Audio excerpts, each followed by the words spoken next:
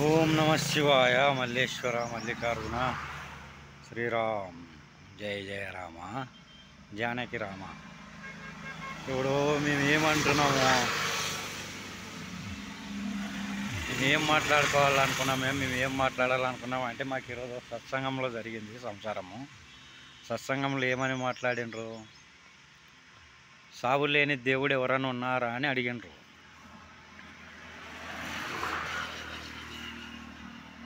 మీకు అర్థమైందా నేను మాట్లాడింది? సావు లేని దేవుడు ఎవరన్నా ఉన్నారాపా అని అడిగినరు. ఎవరిని అడుగుతుండ్రు? ఒకరినిద్దరిని కాదు, సత్సంగం అంటే అందరం ఉన్నమాట. పెద్ద చిన్న అందరూ, గురువులు కానీ, ఒక పండితులు కానీ, సాధులు కానీ, సన్యాసులు కానీ అందరూ ఉన్నమాట. అందరు ఉన్నప్పుడు సత్సంగంలో ఏమని మాట్లాడుతుండ్రు? సావు లేని దేవుడు, సావు లేని గురుడు ఎవరైనా ఉన్నారా, మీకు ఏమన్నా తెలుసా అని అడుగుతుండ్రు కొందరు. అడిగితే మేము ఒకటే మాట అన్నాము, ఉన్నారప్ప, సావు లేని దేవుడు కూడా భగవంతుడు ఉన్నాడు. ఎవరెవరు వాళ్ళు? ఎవరు అంటే రామయ్య వచ్చి సముద్రంలో పోయి గట్టమిడిచిన వాడు రాముడే. కృష్ణావతారంలో కృష్ణయ్య కూడా సముద్రంలో పోయి గట్టమిడిచిన వాళ్ళే. విష్ణుమూర్తి విష్ణావతారంలో బొట్కినేలకి బాణం పడి అతని మరణించిన వాడే. మరి దీంట్లో ఎవరయ్యా సావు లేని దేవుడు అని అడిగిరి. ఇప్పుడు అందరు చచ్చినట్లనే చూపిస్తుండ్రే, మీరు అందరు చచ్చిపోయినట్లనే చెప్తుండ్రే, మరి సావు లేని దేవుడు ఎవరప్ప అంటుండ్రు. అంటే రామావతారంలో రామయ్య సముద్రంలో దిగిపోయి ఘటమిడిచిన వాడు, అంటే మరణించిన వాడే. కృష్ణయ్య కూడా ద్వారక మునిగిపోయేటప్పుడు దాంట్లోకి దిగిపోయి ఘటమిడిచిన వాడు, అంటే మరణించిన వాడే. విష్ణు అవతారంలో ఎవడు ఏటగాని చేతెంబడో, అంటే అడవిలో ఏటగాని చేతిలో బాణముతో బొటికి నిలకబడి అతన్ని గట్టమిడిచినవాడు, అంటే మరణించిన వాడే. మరి వీళ్ళందరూ మరణించినరని చెప్తుండ్రు, మరణం లేని దేవుడు ఎవరబ్బా చెప్పండి అని అంటుండ్రు. అంటే మేమేమంటున్నాము, తరతరము యుగంలో ఈ తరములు ఎన్ని తరములు మారినా మారకపోయినా ఉన్నా ఉండకపోయినా ఒక భగవంతుడు మాత్రం సాగు లేనివాడు. ఎవరబ్బా అతని? అతని సాగు లేని పెదమంచి ఎవరప్పా అతని? సాగు లేని ఆయన ఎవరుండ్రు ఇంకా ఇప్పటిరా ఈ భూమి మీద, ఈ భూప్రపంచం మీద సాగు లేని పెదమంచి ఎవరన్నా ఉన్నారప్ప అంటే అతని శివుడు, మహాశివాయ, మహాపరమేశ్వరుడు,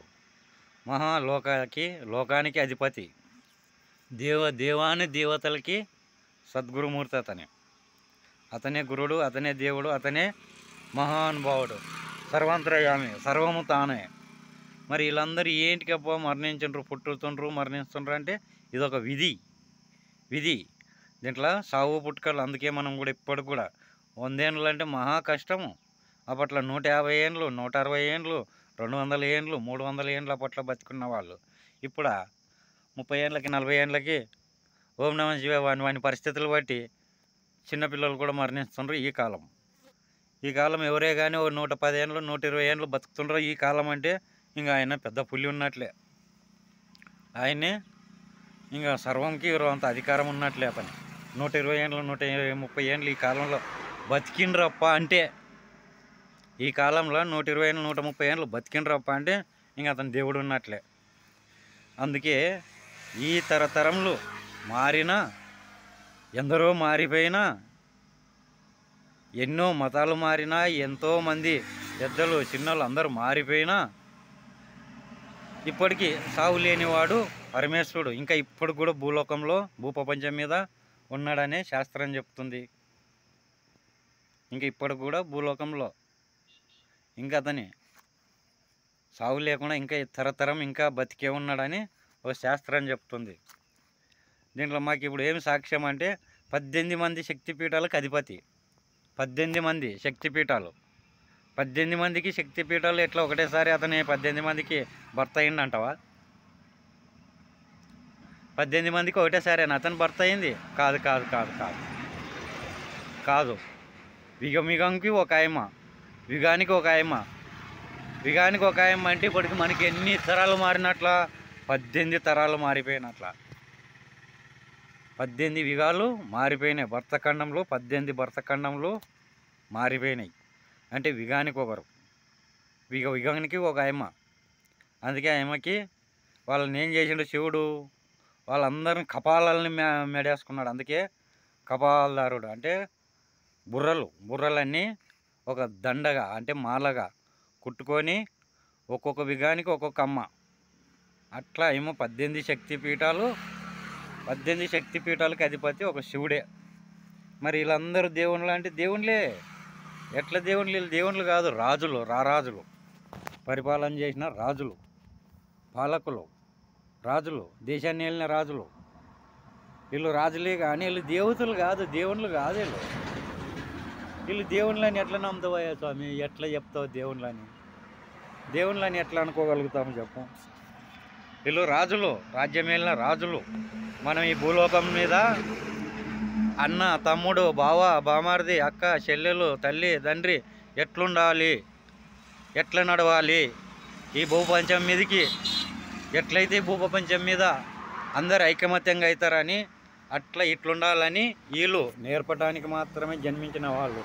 ఒక రామయ్య కానీ, ఒక కృష్ణయ్య కానీ, ఒక దశావతారులు ఎంతమంది అయినా కానీ ఈ భూలోకం మీద ఈ సంసారాలు ఇట్లుండాలి, ఈ అన్నదమ్ములు ఇట్లుండాలి, బావ బామర్దులు ఇట్లుండాలి, ఈ అక్క చెల్లెళ్ళు ఇట్లుండాలి, ఈ అన్నదమ్ములు ఇట్లుండాలి, వీళ్ళు ఇట్లుండాలి, ఈ పెద్ద మనుషులు ఇట్లా, తల్లి తండ్రి భావం అనేదానికి గుర్తింపటానికి మాత్రమే వీళ్ళు.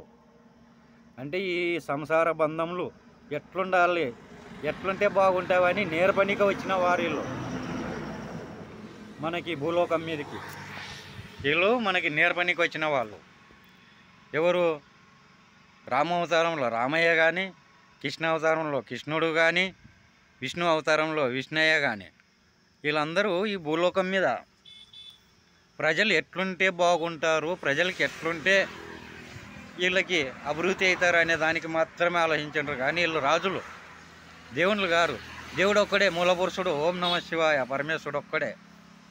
పరమేశ్వరునికి మాత్రమే అధికారం దేవుడు అనిపించుకోవడానికి. ఇప్పుడు కూడా అభిషేకాలు అందరికీ చేస్తారు. అభిషేకాలు అందరూ చేస్తే అందరూ పట్టుకో అభిషేకాలకి అధిపతి ఎవరబ్బా అంటే ఒక శివయ్య. ఒక శివుడు మాత్రమే అధిపతుడు ఎవరికి? అభిషేకాలకి. మరి అట్లా అభిషేకాలు మనం ఏం చేస్తున్నాం ఇప్పుడు? ప్రతి ఒక్కరిని నెత్తిన పోస్తున్నాం, పాలు పోస్తాం, నీళ్ళు పోస్తాం, టెంకాయ కొడతాం, దయ్యం పట్టిస్తాం, అన్నీ చేస్తాము. ప్రతి ఒక్క విగ్రహానికి పోస్తున్నాం. కానీ అది విగ్రహాలకు పోసేది కాదు అభిషేకం. అంటే విగ్రహాలకు చేసేది కాదు అభిషేకము. అభిషేకానికి సపరేటు శివలింగము, అదే పనిగా సృష్టింపబడింది. అది అభిషేకాలకు అధిపతి శివలింగం. మనం అట్లా శివలింగాలకు ఇడిచిపెట్టి మనం ఇప్పుడు ఏం చేస్తున్నామంటే ప్రతి ఒక్క రాయికి పోసేదే, ప్రతి ఒక్క విగ్రహానికి అభిషేకం చేసేదే, ప్రతి ఒక్క విగ్రహానికి అభిషేకం చేసేదే. విగ్రహాలకు కాదు అభిషేకం చేయాల్సింది. అభిషేకం చేయాల్సింది ఒక విగ్రహాలకు కాదు, శివలింగానికి. అతను అదే పనికి సృష్టింపబడ్డాడు శివలింగం. అభిషేక ప్రియుడు, అభిషేకానికి ప్రియుడు అతని. నువ్వు నీళ్ళు పోసినా ఒప్పుకుంటాడు, పాలు పోసినా ఒప్పుకుంటాడు, నువ్వు ఏం పోసినా అతనికి ఆనందపురుషుడు అంటాడు. విగ్రహాలకి ఎప్పుడైతే మనం చేస్తున్నామో ఆ విగ్రహాలకి చేసే వాళ్ళకి అంతా లోభమే తగులుతుంది కానీ లాభం అయితే ఉండదు. ఇది ఏంటి కోసం చెప్తున్నాం అంటే నేను కొన్ని బుక్కులు చదివాను. ఒకటి నేను ఏం చదివామంటే రామాయణం విన్నాను, మహాభారతం విన్నాను, భగవద్గీతని కొంతవరకు చూసినాను, శివపురాణం చూసినాను, గరుడ పురాణం చూసినాను, దేవి భాగవతంలో కూడా చూసినాను. ఏ దాంట్లో చూసినా శివుడే అధిపతి చూపిస్తుంటారు కానీ వేరే చూపించడం లేదు. రామావతారంలో రాముడు గొప్ప చెప్పుకునే, కృష్ణ అవతారంలో కృష్ణయ్య గొప్ప చెప్పుకునే, విష్ణు అవతారంలో విష్ణుడు గొప్ప చెప్పుకునే, శివయ్య మాత్రం బోలా శంకరం లేక అందరిలో అమాయకుడు అయిపోయాడు. ఇతను ఇచ్చేవాడు, తీసుకునేవాడు కాదు, ఇస్తాడు. ఇతను ఇచ్చేవాడినే మనం మర్చిపోయి చంపేవాళ్ళని మొక్కుతున్నాం ఈ కాలం. వరాలు ఇచ్చే పరమాత్ముని మర్చిపోయి వరాలు కురిపించే దేవుణ్ణి విడిచిపెట్టి ఆరోగ్యం ఐశ్వర్యంని మనకి ఎంబడుండి కాపాడేవాడిని మర్చిపోయి తెగనరికి చంపేవాళ్ళనే మనం మొక్కుతున్నాము, కాయలు కొడుతున్నాము, అభిషేకాలు చేస్తున్నాము, దానం చేస్తున్నాము, ధర్మం చేస్తున్నాము. వాళ్ళకి బంగారాలు తెచ్చేస్తాము, ఎండి తెచ్చేస్తాము, వాళ్ళకి తీర్లు అంటాం, గోపురాలు అంటాం, ఎన్నో చెప్తున్నాం. కానీ అతని అందరికి కాదు. అతని ఒక శివుడు మాత్రమే అభిషేక ప్రియుడు. ఒక శివునికి నువ్వు ఒక 10 రూపాయలు పెట్టి ఎంతో పుణ్యం కలుగుతుంది. ఎంతో దాన ధర్మం చేసినాడు శివునికి. బయట నువ్వు కోటి రూపాయలు దానం చేసినా నీకు ఫలితం రాదు. అదే శివునికి ఒక్క చెంబు నిండా నువ్వు నీళ్ళు కానీ పాలు కానీ వండబోయి అతనికి అభిషేకం చేస్తే కూడా ఎన్నో జన్మంలో పుణ్యం. అంటే మన పెద్దలకు కూడా ముత్యం వస్తుంది అంటున్నాడు స్వామి ఆడ అవతల పక్క. మన పెద్దలు మరణించిన వాళ్ళకు కూడా ముఖ్యమే. తెలిసో తెలియక మనం పాపకర్మం లేమని చేసినా మాసిపోతాయి అంటున్నాడు శివుడు.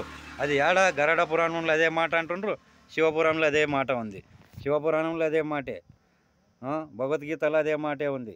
కానీ భగవద్గీతలో ఏమన్నాడు విష్ణుమూర్తి? సర్వంద్రయామి సర్వం నేనే అంటున్నాడు అతని.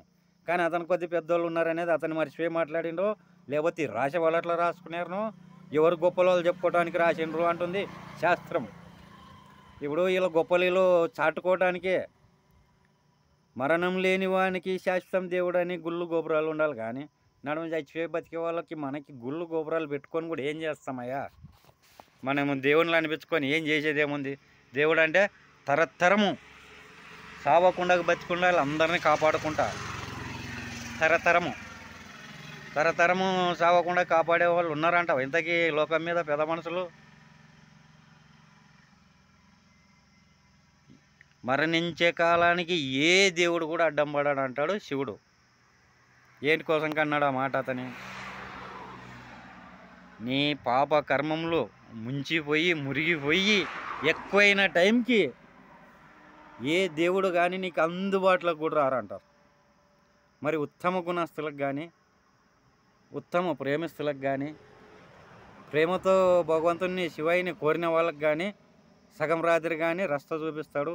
వాళ్ళకి ఏ ఆపతున్నా అణువు ఉన్నా కాపాడే ఓపిక కానీ గుణం కానీ పెద్ద గుణము ఒక శివునికి మాత్రమేనంటారు. అందుకే అతన్ని బోలాశంకరుడు అంటారు. అంటే తికశంకరయ్య అంటే అమాయకుడు అని. అంటే అతను ఇచ్చేవాడే, వరాలు కురిపించేవాడు మాత్రమే ఒక శివయ్య. వరాలు నాశనం చేసే వాళ్ళంతా వేరే వేరే దేవుళ్ళు దండి ఉన్నారు. వాళ్ళ సంసారాలని మనం తూగించుకోలేము. వాళ్ళు మాట్లాడినా కూడా మనకి ఇప్పుడు టైం వేస్ట్. ఇదంతా ఇంకా ముందరికి పోతుంది ఈ వీడియో. ఇంతగానం మనకి వీడియో ఇంకా ముందరికి పోయేటంత వద్దు. ఇవన్నీ మీకు నడమ చెప్తున్నాను, అన్ని షార్ట్కట్లు. ఏంటి షార్ట్కట్లు ఏంటి కోసం చెప్తున్నానంటే నిజాలు మీకు కూడా తెలవాలి. రేపటి నాడు మిమ్మల్ని ఎవడన్నా అడిగితే కూడా మేమేమంటామంటే రైతే రాజు. ఇప్పుడు ఈ జనరల్లో రైతే ఒక దేవుడు మాకు శాస్త్రం చెప్తుందప్ప. రైతే ఒక దేవుడు ఎట్లా అంటే కింద పోయే చీమ కా నుంచి ఆకాశంలో పోయే పక్షి కా నుంచి అచ్చగానికి బిచ్చగానికి దొంగకి దొరకి అందరినీ కాపాడేవాడు ఒక రైతు, ఒక రాజవీగి. ఆ రైతే మేము దేవుడు అంటున్నాం. అప్పుడు పెద్దలు ఏమన్నారా? మానవుడే మానీయుడు, మానీయుడే మాధవుడు, మాధవుడే పరమేశ్వరుడు. అంటే ఇంత రైతు అంటే ఎవరు? అతని రాజవీగి. రాజవీగి అంటే ఎవరు? రైతు. రైతు అంటే ఎవరు? అందరినీ కాపాడేవాడు. అతనే సర్వాంతరయామి. అతనే ఒక దేవుడు, అతనే ఒక దైవం, ఆహారం పెట్టేవాడు. మనం ఇప్పుడు పెద్దోళ్ళు ఉన్నారు కొంతమంది. ఈ పెద్దోళ్ళకంతా వాళ్ళు ఏం దుడ్లు తినరు, బంగారం తినరు. ఇప్పుడు పైసలు ఉన్నాయని పైసలు తినం, బంగారం ఉందని బంగారం తినం. తినాల్సిన వస్తువు మాత్రమే తినగలుగుతున్నాం. ఆహారం మాత్రమే, అన్నమా పండ్లు పలారమా మాంసమా ఏదో ఒకటి భుజిస్తుండ్రు. మరి ఇవన్నీ విడిచిపెట్టి బంగారమే పైసలే డబ్బే మింగమను, ఈ దుడ్లే తినమను, తినలేరు. ఏంటి కోసం తినలేరు? అది తినే వస్తువు కాదు. తినే వస్తువులు తింటేనే దానికి ఆనందము అరుగుతాయి. ఎవడన్నా కానీ బంగారు కత్తి బొడ్లో ఉందని బంగారు కత్తి మింగితే అది ఊకుంటుంది, కడుపు కోసుకుంటూ పోతుంది. ఇట్లాంటివి ఇప్పుడు ఈ జనరల్లో జరుగుతున్నాయి. మంచివాడని నమ్మి ఆశపడే లోపల మోసం చేసి వెళ్ళిపోతారు. మంచివాడు అబ్బాయి ఈడని నమ్మే లోపల అవతల పక్క మాయమైపోయింటాడు. ఇప్పుడు భగవంతుడు కూడా ఏమన్నాడు? అది నాది ఇది నాది అనే లోపల అవతల పక్క ఏముండదంట, అంత సుల్లా. నాది నాది నాది అనేవాడంతా అనాది అయిపోయింటాడని. ఇది నాది నాది నాది నాది అని నోరు కొట్టుకొని వాడు కడుపు చంపుకొని కడుపు చించుకొని బతికినవాడంతా అనాది అయిపోతున్నాడు అని. ఇప్పుడు కొంతమందిని మీరు చూస్తుండ్రో లేదో, ఎందరో ఉన్నారు మహానుభావులు, ఎందరినో కడుపులు కొట్టి ప్రాణాలు తీసి వాళ్ళ ఆస్తులు గుంజుకొని వాళ్ళ అంతస్తులు గుంజుకొని వాళ్ళని పెళ్ళం పిల్లలతో నాశనం చేసి వాళ్ళ కుటుంబాలను నాశనం చేసిన వాళ్ళు ఎందరో ఉన్నారు. వాళ్ళు ఏం శాశ్వతం, ఈడేమి శాశ్వతం నిలబడలేరు. వాళ్ళు కూడా మరణించిన వాళ్ళే. వాళ్ళు ఇక్కడ శాశ్వతం ఉండేవాళ్ళు లేక ఒకరినొకరిని ఆక్రమించుకొని ఒకరికొకరికి మనశ్శాంతి లేకుండా, పెద్ద చిన్న అనేది గౌరవం లేకుండా విపరీతమైన బుద్ధులతో, విపరీతమైన తప్పుడు ఆలోచనలతో ఎందరో ఆడపిల్లల జీవితాలు నాశనం చేసిన వాళ్ళు ఉన్నారు. పసిపిల్లల జీవితాలతో అట్లా అనే వాళ్ళు ఉన్నారు. ఏమి తెలియని అమాయకుల్ని ఎందరినో చంపిన వాళ్ళు ఉన్నారు. మంచి మనసు గల్లోల్ని డబ్బులో మోసం చేసి, ధనంలో మోసం చేసి వాళ్ళ ప్రాణ అవయవాలతో కూడా ఆడుకున్న వాళ్ళు ఉన్నారు పాపాత్ములు ఈ కాలంలో. ఇప్పుడు ఈ జనరల్ ఎక్కువ శాతం ఏం జరుగుతుంది? అమాయకులుగా మాట్లాడి, ఉత్తమ మనుషుల్లాగా మాట్లాడి, క్షణా మంచోళ్ళలాగా మాట్లాడి, వాడు అన్యాయం చేసే వరకు మనకు తెలియదు వాడు అన్యాయస్తుడు అని. వాడు అన్యాయస్తుడు అనేది, వాడు అన్యాయం మోసం చేసే వరకు మనకు వాని మోసం గురించి బయటపడదు. ఈ కాలం అట్లుంది. అందుకనే మేమేం చెప్తున్నాము, కొన్ని శాస్త్రాల ప్రకారంగా ఎల్లకాలము మనల్ని కాపాడే దేవుళ్ళనే మొక్కుందాం రీ. అందరినీ మొక్కి కాదు, సన్యాసులు, దుర్మార్గులు, దుష్టులను అందరినీ నమ్మి మనము ఆరోగ్య నష్టము, ప్రాణ నష్టము, డబ్బు నష్టము చేసుకోకండి. అది మీకే మంచిది. మీరు ఇంకా 10 మందికి చెప్పి కానీ కాపాడుకోండి. మీరు కాపాడినంత పుణ్యమే. మీరు ఎంత కాపాడితే మీకు ఈ భగవంతుడు అంత చల్లని చూపు చూస్తాడు. ఎల్లకాలం బతికుండేవాడు ఒక శివుడు మాత్రమే. అతన్ని నిద్రలో కూడా మరవకండి. రోజుకి ఒక 10 సార్లన్నా తలిచి ఉండాలంట అతన్ని. ఒక్కసారి తలిస్తే ఈపి అనుకుంటానన్నాడు స్వామి. 2 సార్లు తలిస్తే ఎట్లుంటాడు? 3 సార్లు తలిస్తే ఇంకెట్లుంటాడు? అదే ఒక 10 సార్లు తలిస్తే ఎట్లుంటాడు స్వామి? మన వెనకనే ఉంటాడు ఎప్పుడు కాసుకొని. మంచోనికి, శివనామస్తునికి, శివపుత్రునికి కష్టమైతే రానియను అంటున్నాడు అతను. మరి మీరు నమ్మినరో నమ్మలేదో నాకు 2 తెలదు. కానీ శివపుత్రులకు కానీ, శివభక్తులకు కానీ, శివవంశికులకు కానీ ఆ క్షణంలో కొద్ది ఉడుకుదుడుకులు ఉంటాయేమో కానీ శాశ్వత కష్టములు అయితే ఉన్నాయను అంటాడు స్వామి శివయ్య. ఇప్పుడు ఎందరినో మీరు చూసింటారు, కొంతమంది మహానుభావులను, పెద్ద పెద్దోళ్ళని చూసింటారు. వాళ్ళందరూ కూడా ఏమంటున్నారు? ఇప్పుడు ఉండేది మాత్రం ఒక్కడేనాపా, సర్వంతర్యామి భగవంతుడు ఉండేది ఒక్కడే, మహాదేవుడు పరమేశ్వరుడు అని నేను కూడా ఎందరో నోటెంబడి విన్నాను. కొందరు నోటెంబడి అయితే వినలేదు. కొందరు నోటెంబడి ఏమంటుండ్రు? ఆ మంచిదేమో, ఆ మంచిగా దేవుడు, ఆ మంచిగా దేవుడు. దేవుళ్ళకే దేవుడు మహానుభావుడు, రాజులకే రాజు మహాదేవుడు పరమేశ్వరుడు. అట్లా దేవుణ్ణి కళలో కూడా మరవకూడదు అంటది శాస్త్రం. ఇప్పుడు అన్నం పెట్టినోడిని తలుచుకుంటాము, కొట్టినోడిని మర్చిపోతాం. ఏంటి కోసం మర్చిపోతాం? వాడు కొట్టిండు కాబట్టి. లేదా పగ పెంచుకుంటాం, ఈ నా కొడుకు కొట్టే, ఈడు కొట్టే, ఈయన అమ్మ ఏం చంపాలి, వాడిని చంపాలని మనం పగ పెంచుకుంటామే కానీ వానికి అన్నం పెట్టి కాపాడం. కానీ భగవంతుడు ఏమంటాడు? శివుడు కోపిష్టిని కానీ ప్రేమించు అంటాడు, పాపిష్టిని కానీ మార్చు అంటాడు. ఏంటి వల్ల అని అంటాడు ఆ పెద్ద మంచి ఆ మాట ఏంటి కానీ వింటారా పెద్ద మనుషుల వాళ్ళు? ఇప్పుడు పెద్దలు అంటుండ్రు, మాట అంటుండ్రి, అరే వాడు నీ పిల్లల్ని అన్నా కూడా వాడిని క్షమించి వాడు శరణాన్ని మన ఇంటి ముందరకు వస్తే ఒక గిలాస్ నీళ్ళని ఇవ్వాలి, లేకపోతే ముద్ద అన్నం పెట్టి అన్నా కానీ వానికి మర్యాద ఇచ్చి పంపించాలి అంటుండ్రు. ఎవడని పిల్లల్ని తింటే వాడిని మర్యాద ఇస్తారా? అన్న ఈ కాలము చంపేస్తాం. లేదా వాడిని ఏదో ఒకటి చేసి వాడిని తిప్పలు పెట్టి కానీ వాడిని ఏదో 2 తిట్లన్నీ తిట్టి పంపిస్తాం. కానీ భగవంతుడు అట్లా అనలేదు, అట్లా అనేలేడు, అట్లా అన్నికి ఛాన్స్ కూడా ఇచ్చలేడు అతని. దుర్మార్గు దుష్టుని కానీ ప్రేమించమన్నాడు. ఇప్పుడు కృష్ణావతారంలో అదే చూడు, వాళ్ళ అహంకారము, వాళ్ళ బామర్దులు కొట్లానికని సరిపోయింది ఆ సినిమంతా. ఆ సినిమంతా వాళ్ళ బామర్దులు కొట్లానికే వాళ్ళు యుద్ధం చేసి వాళ్ళ గొప్పలు వాళ్ళు చెప్పుకోవటానికే సరిపోయింది ఆ సంసారం అంతా. రామావతారంలో కూడా అంతే, రామయ్య కష్టం, అతని భార్య కొడుకులు పుట్టిరి, వాళ్ళు వచ్చి యుద్ధం పెట్టుకుండ్రి. ఆ రామాయణంలో అతను అట్లే మునిగి చచ్చా. ఏ పేద ప్రజలకి కాపాడినట్లు కానీ ఏడే కానీ చూపించలేరు.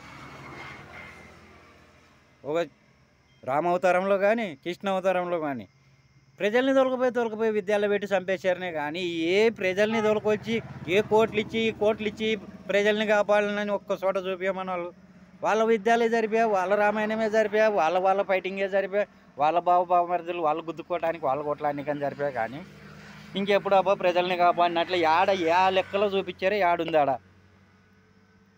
అట్లానే వరాలు ఇచ్చే పరమాత్ముని, పరమేశ్వరుని మరవకండి.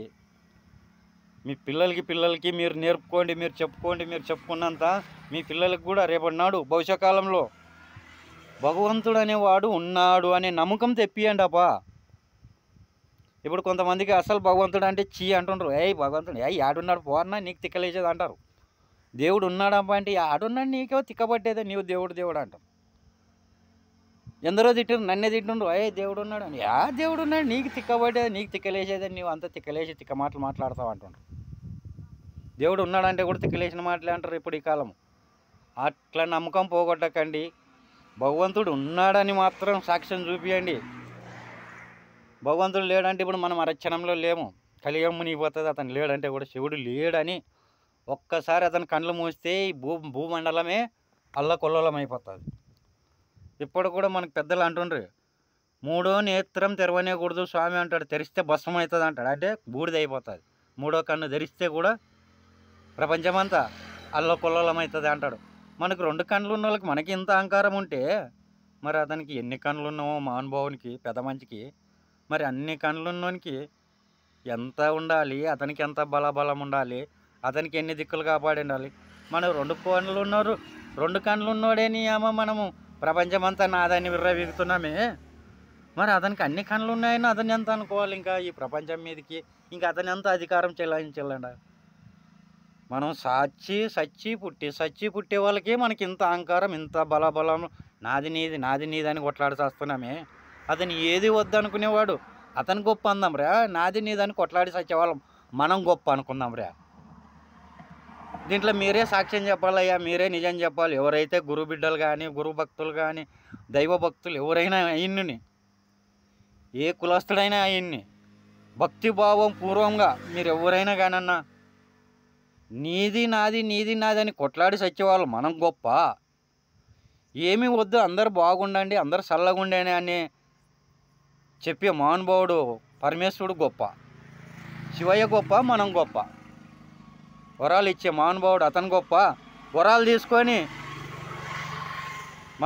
తీసుకొని అతన్ని తిట్టి ఆరిపోసుకునేది మనం గొప్ప. దీంట్లో ఎవరు గొప్ప? ఇచ్చే దేవుడు గొప్ప, తీసుకున్న భక్తుడు తీసుకొని భగవంతుని మీదకి తిరగబడ్డవాడు మనం గొప్ప. దీంట్లో ఎవరో మీరే సాక్ష్యం చెప్పాలన్నా. అందరికీ నమస్కారము, అందరికీ నా ఉదయపూర్వక నమస్కారం అందరికీ. ఉంటానన్న అందరికీ నమస్తే, నమో నమస్తే. జై ఓం నమ శివాయ.